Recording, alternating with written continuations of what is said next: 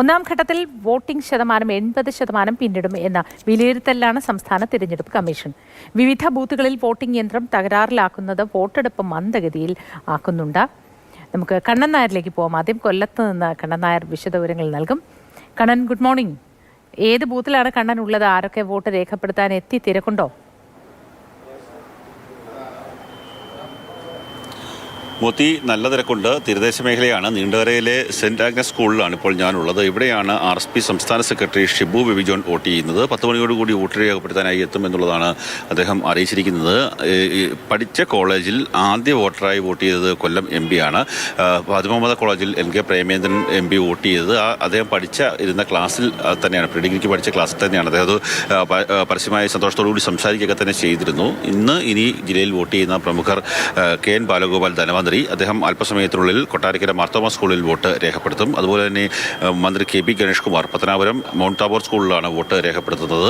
മന്ത്രി J ചിഞ്ചുറാണി കൊല്ലം നീരാവിലെ സ്കൂളിലാണ് vote രേഖപ്പെടുത്തുന്നത്. അതുപോലെ തന്നെ MLA അടക്കമുള്ള ആൾക്കാരൊക്കെ തന്നെ വോട്ട് രേഖപ്പെടുത്തുന്നുണ്ട്. കൊല്ലം MLA M മുകേഷ് പട്ടത്താല സ്കൂളിൽ 10 മണിയോടുകൂടി വോട്ട് രേഖപ്പെടുത്തുന്നുണ്ട്. ഇത് ചെറിയ രീതിയിലുള്ള പ്രശ്നങ്ങളൊക്കെ തന്നെ, അതായത് വോട്ടിംഗ് യന്ത്രം തകരാറിലാവുന്ന അടക്കമുള്ള പ്രശ്നങ്ങൾ മാങ്കോട്, അതുപോലെ തന്നെ കുണ്ട്ര തുടങ്ങിയ സ്ഥലങ്ങളിലൊക്കെ തന്നെ ഉണ്ടായിരുന്നു. തലവൂരിലും പത്തനാപുരം ബ്ലോക്കുമായി ബന്ധപ്പെട്ട് വോട്ടിംഗ് മെഷീനുകൾ മാറിക്കൊണ്ടുവന്നത് ചെറിയ പ്രശ്നങ്ങളുണ്ടായി. ആ പ്രശ്നങ്ങളൊക്കെ തന്നെ ഏകദേശം ഇപ്പോൾ പരിഹരിച്ചിട്ടുണ്ട്. കുണ്ടറയിൽ 19 വോട്ടുകൾ മാത്രമാണ് നിലവിൽ വോട്ട് ചെയ്യാൻ സാധിച്ചത്. വോട്ടിംഗ് മെഷീൻ തകരാറിലായത് മൂലമാണ് അത്തരത്തിലുള്ള പ്രശ്നം ഉണ്ടായത്. അത് പരിഹരിക്കാൻ വേണ്ടിയുള്ള നടപടിയിലേക്ക് ഇപ്പോൾ കാര്യങ്ങൾ പൊയ്ക്കൊണ്ടിരിക്കുകയാണ്. 22 ലക്ഷത്തിലധികം വോട്ടർമാരാണ് വോട്ട് രേഖപ്പെടുത്താനായുള്ളത്.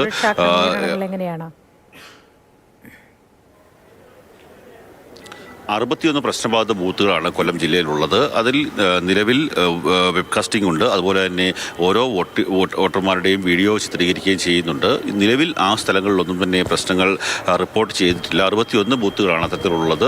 ബാക്കിയുള്ള സ്ഥലങ്ങളിലൊക്കെ തന്നെ സാധാരണ ഉള്ളതിന് സമാനമായ രീതിയിലാണ് വോട്ടിംഗ് പുരോഗമിച്ചുകൊണ്ടിരിക്കുന്നത്. സെന്റ് ആഗ്നസ് സ്കൂളിൽ രാവിലെ മുതൽ തന്നെ വോട്ടിംഗ് പുരോഗമിക്കുകയാണ്. പുതിയ വോട്ടർമാരുണ്ട്, പ്രായമായ ആൾക്കാരുണ്ട്. അവരൊക്കെ തന്നെ വോട്ട് രേഖപ്പെടുത്തിയ ശേഷം ജോലിക്കും മറ്റു കാര്യങ്ങൾക്കൊക്കെ തന്നെ പോകാൻ വേണ്ടിയുള്ള ആൾക്കാരാണ് ഇവിടെ എത്തിയിരിക്കുന്നത്.